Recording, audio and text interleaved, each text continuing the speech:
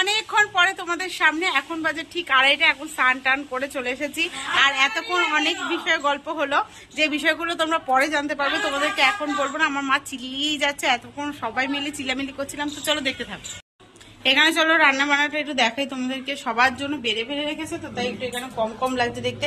এই যে চিকেন কষা সব বাড়া, এই যে আমার নন্দিনীর খাবার। দেখি একটু দেখাও মা। এখানে রয়েছে পটল ভাজা, এইখানে রয়েছে সব থেকে বিখ্যাত খাবার চিংড়ি মাছ বাটা, আর এখানে টকের ডাল। তো এই দিয়ে আজকে খাওয়া দাওয়া হবে। তো চলো, অনেকক্ষণ পরে আবার তোমাদের সামনে এসেছি। তোমরা তো দেখেছো কি কি রান্না বান্না করেছে, তারপর মা খাইয়ে দিয়েছে। আর তখন ভিডিও আমি ডাউনলোড করছিলাম বলে আমি কোনো ভিডিওই তুলতে পারিনি, নেটের খুব প্রবলেম হচ্ছিল। যাই হোক, এখন আমি চলে আসার টাইম হয়ে গেছে। জানি না এটা হয় কি না সবার, আমার অন্তত পক্ষে হয়তো হয় সব মেয়েদেরই। এই যে আসার সময়টা একটা খারাপ লাগে। এই যে তোমাদের সাথে এখন কথা বলছি, কি বলবো বুঝে উঠতে পারছিলাম না। আর নন্দিনী আমাকে এতটা ভালোবাসে, ও দুপুরবেলা যখন ওকে নিয়ে আমি একটু ঘুমাচ্ছিলাম, ও আমাকে জড়িয়ে ধরে রয়েছে, যেন ও আমাকে চাইছে যে ওর সাথে বেঁধে রাখতে। কিন্তু আমি ওকে সুন্দর করে ঘুম পাড়িয়ে ওকে না জানিয়ে আমাকে চলে আসতে হয়েছে।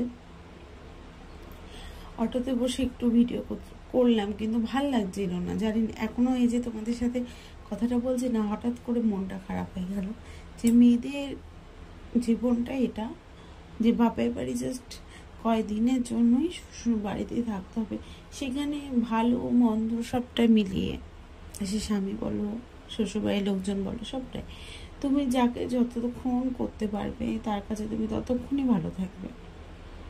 আসলে এটা সত্যি, কারণ এটা আমার সাথে হয়েছে। কি বলতো, আজকে আমার খুব খারাপ লাগছে। আমি হয়তো যদি বাপের বাড়িতে আসার সময় এইটুখানি ভিডিও যদি না তুলতাম, হয়তো আমার এই খারাপটা লাগতো না। কিন্তু এখন আমার ভীষণ খারাপ লাগছে। এই যে ভিডিওটা যখন আমি এডিট করতে বসেছি তখন, যাই হোক, যতটাই মনের কথা বলবো ততই খারাপ লাগবে। প্রত্যেকটা মেয়েদের জীবনটাই এটা। তো বাবার বাড়ি ছেড়ে আসার পরে তো ওদের দাদাভাই যেন ক্লাস ছিল, এবার ক্লাসের টাইমটা আমি মনের বাড়িতে ছিলাম, কারণ আমার একটাই ঘর, তার জন্য। তারপরে ও ক্লাস করে, ওর আবার ক্লাস ছিল বলে বেরিয়ে গেছে। তারপরে থেকে আমি আবার আমার সংসারের কাজটা করলাম। বাড়িতে 2-3 দিন ছিলাম না। তো আমাদের দাদাভাই তো কালকে বিকেলে এসছে। ঘর গুছিয়েই গেছিলাম, এমন না যে ঘর অগোছালো করে যাই, আমি কখনোই ঘর অগোছালো করে যাইনি। তবুও আসার পরে মনে হয় কি অনেকটাই কাজ বেড়ে যায় যেন। যাই হোক, প্রথমে বিছানা চাদর টাদরগুলো চেঞ্জ করে ভালো করে ফ্রেশ করে নিয়ে, মানে যা যা জামা কাপড় ছিল সেগুলো আবার ভাঁজ করলাম। কিছু নাইটি মেলা ছিল দড়িতে, মানে আমি যেদিনকে গেছিলাম সব জামা কাপড়গুলো তো ভেজা ছিল, তো সব জামা কাপড়গুলো মেলা ছিল, সেগুলোকে জায়গা মতন রাখা, বিছানা গুছানো, বাসন মেজে ঝুড়িতে একটা নাইটি দিয়ে ঢেকে গেছিলাম, তো সেই বাসনগুলো গুছানো, এই সব কাজগুলো তো ছিলই। তো এই সব কাজগুলো করছিলাম। তারপর একটা শাড়ি আমি বাড়িতে ভেবেছিলাম গোপাল পুজোর দিনকে পরবো, তো সেটাও পরিনি। তো সেটা আবার আলমারিতে রেখে দিলাম, আর যেগুলো কাচবো সেটাও একটা গামলায় রেখে দেবো। তো এভাবে সুন্দর করে ঘরের কাজগুলো করছি, আর ভাবছি কি জীবন না। এই কয়দিনের জন্য বাপের বাড়ি গেলাম, আবার সব মানে আসার সময় মা বলে যে সব ঠিকঠাক করে গুছিয়ে নে, তুই এটা ফেলে যাসনি, তো ওটা ফেলে যাসনি। কিন্তু আসলে ওটাই তো আমার বাড়ি ছিল, আজও আছে, বলবো না কখনো। কারণ আমার ভাইয়ের বউরা ভীষণ ভালো, আমাকে ভীষণ ভালোবাসে, আমার ভাইরাও ভালোবাসে। আমি ওখানে মানে আজও কখনো খারাপ হয়নি, কারণ আমার ভাইরা তো পিউ যেরকম বিয়ে করেছে 5-6 বছর তো হয়েই গেল, আমাদের পূজারও 2 বছর হতে চললো। কোনোদিনও খারাপ ব্যবহার কেউই দেয়নি আমাকে, সবসময় আমাকে ভালোই রেখেছে। কিন্তু আমি যখন ওইখানে 2-3 দিন থেকে যাই, আমার আসতে গেলে একটা কষ্ট হয়। ওইখানে থাকতে হয়তো মা যদি জোর করে আমাকে খাওয়া নিয়ে, আমি হয়তো সেই মুহূর্তে মার উপর ছিল, আমি খাবো না, আমার ভালো লাগছে না, আমার বিরক্ত লাগে, কিন্তু আমার রাগ হয়, এরকম মাকে বলি। কিন্তু যখন এই বাড়িতে আসি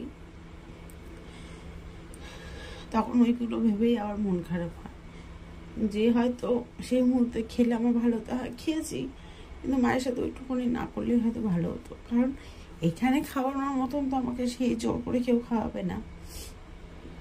তার জন্য আমি তোমাদের সাথে সেভাবে কথা বলতে পারছি না, আমার খুব কষ্ট হচ্ছে। আমি এই জন্য বাড়ি থেকে এখন থাকি না, জানো। 2-3 দিনের বেশি হয়ে গেলে এরকম মন খারাপ হয়, কিন্তু মন খারাপটা কারোর সাথে আমি শেয়ার করতে পারি না। তোমাদের দাদাভাইকে হয়তো বললে তোমাদের দাদাভাই বলবে আরো 2-3 থেকে আসো, কিন্তু কিছুই তো না, সেই আমাকে আসতেই হবে। সংসার আমার, সংসারে তো সব করতেই হবে। তো এদিকে সব পরিষ্কার করে নিয়েছি। আর ভাইয়ের দোকান থেকে কেকটা ভালো লেগেছিল বলে 2টো কেক নিয়ে এসেছি। আর বাবা ফল টল গুছিয়ে দিয়েছে, আর মা সব টিফিন বাটিতে করে বেড়ে দিয়েছে আজকে বাড়িতে যা যা রান্না হয়েছে সঞ্জিতের জন্য। আর এখন সব কাজ করে ঘর দুয়ার মুছিয়ে, ঘর ঝাড় টাড় দিয়ে ঘর মুছে গা ধুয়ে এসে পুজো দেবো আমার মা লক্ষ্মী। এই 2-3টে দিন পাইনি খাবার, মানে আমি দিতে পারিনি, আমি ছিলাম না, তার জন্য কেমন লাগছিল মনটা। তার জন্য মা লক্ষ্মীকে আমি দিলাম একটু জল বাতাসা, জল নকুনদানা দিয়ে। মা কালকে গোবিন্দ পোলাও করেছিল না, সেই পোলাওটা ছিল, ওদের জন্য নিয়ে এলাম, গরম করলাম। তো আজকে ভিডিওটা আমি জানি না তো ওদের ভালো লাগবে কি না, অনেক ইমোশনাল তোমাদের সাথে কথা শেয়ার করে ফেললাম, কেউ কিছু মনে করো না।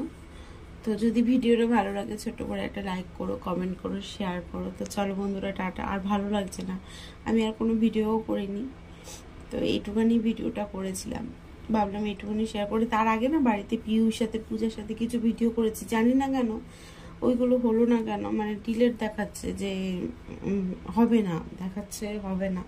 তো যাই হোক, এটাও খারাপ লাগছিল। তো চলো, অনেক ইমোশনাল হয়ে গেছি, এর জন্য আমি বাড়িতে থাকতে চাই না।